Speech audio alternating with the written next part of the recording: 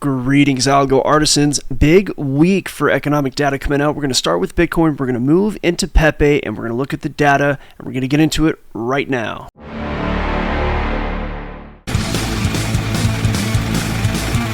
Okay, so we're going to start with Bitcoin. We're not going to cover this too much because we gave it the treatment in the show this morning. So please go watch the live show if you want the real treatment on this. But for the moment, Bitcoin does look like it is currently going to head up a little bit and possibly test some of these local highs in this area. Now, whether or not it surpasses 65,500, that's going to shine a pretty good light on how the week might go. The data that's coming out this week is going to have a pretty big effect on things across the market. So I just wanted to start with the charts, but next we're going to jump into the data itself, and then we're going to talk about how it might affect the charts. Okay, so here we go. Okay, so here we are on Monday. It's a pretty quiet Monday, and I think the market is calming down because of the data that's coming out, and that's going to start tomorrow, really, in the USD market. Of course, you have the claim account change for the British pound, so if you are trading the European session, you have to watch out for that data trading the pound, anything related to the pound. However, Tuesday morning is the PPI, and again, we talked about this actually in the private group today, so I'm not going to expand on it too far. Just understand this is the producer price index. This is an inflation calculation on the producer side of things, and it will affect markets very strongly. As a matter of fact, it could have about as much effect as the CPI, which comes out the next day. Let's look first to Tuesday, though, because Fed Chair Powell speaks. Okay, so now anytime Powell speaks, everybody's going to microanalyze everything he says. They're going to really dig deep and see if he's giving any clues. This is a Netherlands Foreign Bankers Association. It's in Amsterdam. There will be audience questions. So when he speaks, which is going to be at 10 AM EST, that can affect markets quite a lot. So at 8:30 AM EST is PPI, which I do expect to see, depending on how close the estimate is to what's expected, should be a good impact on the market. And then again, we have Fed Chair Powell speaking not long after that. Now, the next day, we have a ton of data coming out at 8:30 AM. A lot of data, but I think the primary mover and shaker is going to be the CPI. Everybody's watching CPI. CPI is the interest metric that they are looking at. They want to make sure that they're going to want to control interest. That's what the Fed's job, one of their mandates is. And in order to do that, they may have to hike or cut rates. And if this CPI comes in hot, then that might be an indication that rates are going to stay higher for longer and the markets might take a hit to the downside. The opposite might be true if the CPI is either as expected or lower. If the CPI is lower, then that's an indication that rate hikes have worked and possibly we will see a cut in the near future, which would send markets upward. And however this comes out is probably going to affect quite a few things, and Bitcoin is no exception to that. The Forex markets will probably see the most action because that is directly related to foreign exchange. A little bit more data coming out for the Aussies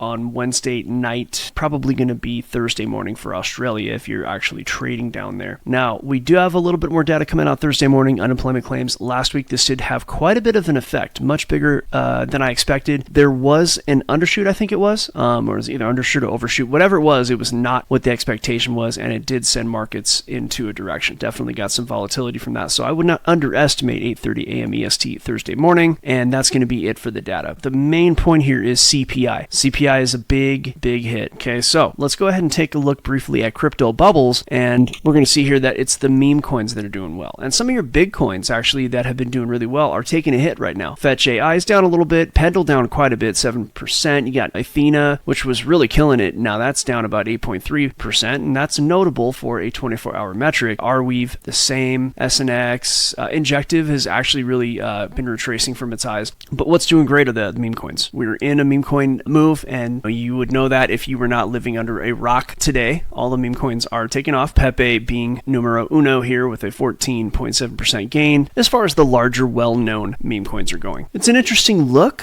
Why money's feeding into that? Some of the news outlets are trying to say that because Trump has his meme coins, that's pushing money into the meme coin market. I don't know if that's true. I know a lot of times with these news organizations, they just need something to sell, right? They want to have something to print. I'm not going to go with that. I'm not going to not go with that. There's just a decent chance that a meme coin started doing really well, and so the rest of the meme coins started doing well. I mean, it could just be a positive feedback loop for meme coins. So, that said, we'll take a brief look at some of the larger cryptos. And again, Bitcoin at the moment does look like it wants to head up and at least test 64.5 and possibly go test this 65.5. But remember, you're looking on the daily chart and these moves are taking more than a day. So by the time it gets up there, it may already be time for that data to come out. So given that we are towards the end of the day here, I wouldn't necessarily be taking any of these trades unless they really lined up. I'd wait for at least the Asian Open in a few hours before I'd touch any trades on anything at all. So let's actually roll over to Pepe. So Pepe broke its all-time high, but was not able to stay above that. Okay, so and Pepe's looking real strong. I did draw this head and shoulders a few days ago. I think it was like last week when I did my actual show on Pepe, and it looks like that is playing out. The targets on that, let's go from the apex of the head all the way to just directly above the head on the neckline. One of the targets was hit at 0.272. Now, if price goes up to the 0.618, then there's a decent chance you'll have a close above the all-time high of Pepe. And there is some news out there saying that Pepe did have some kind of a partnership with a large, like a hedge fund or a firm or something like that. That's a decent thesis for why the rest of the meme coins are doing well. Pepe had some news, Pepe goes up, and meme coins go up, so more meme coins go up. I mean, it could be as simple as that. You got a lot of thirsty traders out there looking for action. So one meme coin does well, then everybody else is paying attention. Let's jump over to the USDJPY. I've been reporting on this for quite a long time, especially if you're in the Algo Factory private group. I've been reporting on USDJPY for like a year, more than that, and talking about what might happen if price goes above that 152 mark that it had been, the Bank of Japan and so on and so forth has been protecting. And actually, Tom Luongo did some good.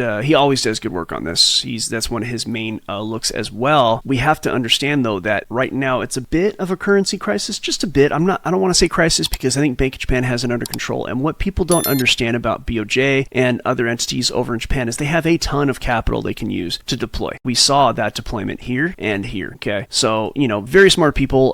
The candlesticks were invented in Japan, right? So these candlesticks you see on the chart, these are Japanese candlesticks. So I mean, they're kind of the OGs at trading. So I bet they're looking for just the right time and just the right way to protect their currency, and they have a lot of capital they can deploy as such. We're just gonna see how that goes. For the moment, extremely bullish, and that means that the yen is bearish. So this chart being based on the dollar versus the yen means that when the yen gets weak, this chart goes up. It's the dollar in terms of the yen. And the way I would look at this is a very clear and nice extension from bottom to top. So this price action is very clean, and I would look at some Fibonacci targets for the near term. The yellow line you see up there, that's a high time frame Fibonacci target, but this red line just below it is Fibonacci target. So what you might consider if you're going to trade this is that price, there's a lot of confluence right here. There's a lot of targets right here. It's below this all-time high, and price could easily make its way up there. So I might even take a position here. I'm not doing this yet. I'm not saying I've done this, but I'm going to review the algos, take a position here, and then maybe even take a second position, maybe at the same time with a tighter stop, so I can hedge a little bit and see if I can get a little extra dough out of this trade. That is a look right now. Again,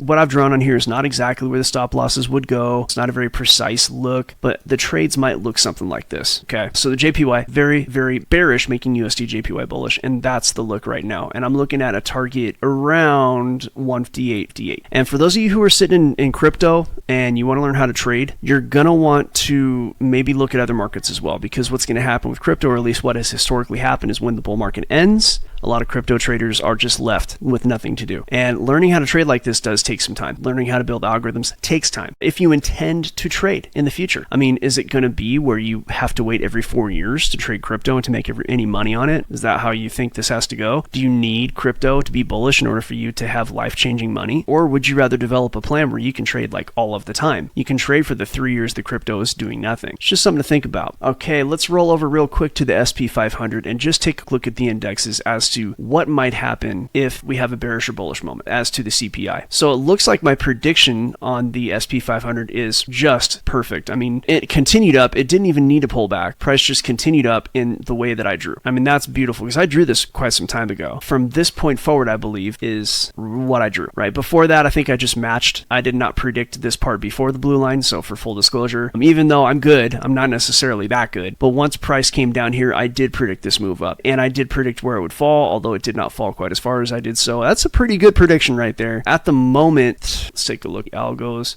lightly bearish. Okay, so it looks like though, I thought, like I said, price would retrace a little bit and then pop up, but it does appear that the market's being held up. We're going to have X Pound the Profound on to talk about how they're using the VIX to hold markets from falling. It's just that our schedules didn't line up. Via the Gorilla did not have internet the day we were supposed to do that last Thursday. So we'll have X Pound on next week, talk about how in this crazy environment they're holding markets up. It's real simple. What might happen? CPI comes in cool, meaning that inflation levels comes in low. We might see price go ahead and go retest these highs, which are 53.35, I believe is their all-time high, 53.30 for the SP 500, and all the indexes look like this, pretty similar. So I would expect to move right up to there, or if the data comes in hot, CPI comes in hot, I'd expect to have price possibly retest 5,000, basically 50.30 and 49.58. I'd be looking at those levels, especially 49.58, because it seems as if the algo on the SP 500 is all at the 60s. So, 49.60, 48.60, we mapped that out recently, just our own Algo Factory discovery, right? So you can see right here, 47.60, you got this pullback, 46.60. I would definitely watch just within this range though. So from 53.30 down to 49.60, I think that's where any major reaction would happen. And I think it would take days.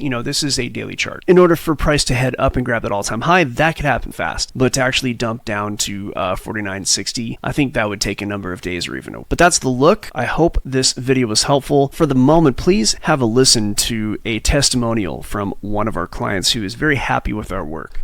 This is Think Free's Algo Factory testimonial. I began my prescription for Algo Factory the summer of 2023. I am now 70 years old and I have set a goal to have a supplementary income by learning to trade. I have been putting in about 3 to 4 hours per week of study time. In spite of this small time of commitment, I am determined to learn to trade.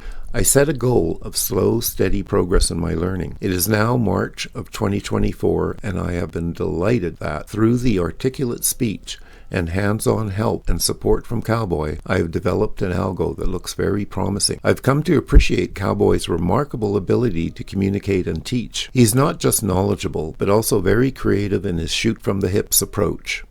I wonder, is that where the name Cowboy came from? I have followed the Algo Cowboy and the Gorilla Economist for more than 3 years and have found them to be very respectful, caring, and firmly rooted in reality. By that I mean they have a clear, deep, no-nonsense understanding of the world we live in, not just in trading and economics, but geopolitically and, dare I say, spiritually as well. For me, this fact makes working with them all the more gratifying and secure. This has and continues to be a great investment of my time and money. Also ends up being fun with the humor that is shared amongst our Algo Factory group members. Thank you, Cowboy. All right, thanks for listening to that. So come on over to algofactory.tech. We teach people how to build trading algorithms. You don't have to know how to computer code. We can teach you how to do it manually. If you do want to have them hard-coded and trade for you while you are not at the computer, we can also help put you on the path for that. So please don't forget algofactory.tech. Trade your job, upgrade your life. We'll see you on the next one.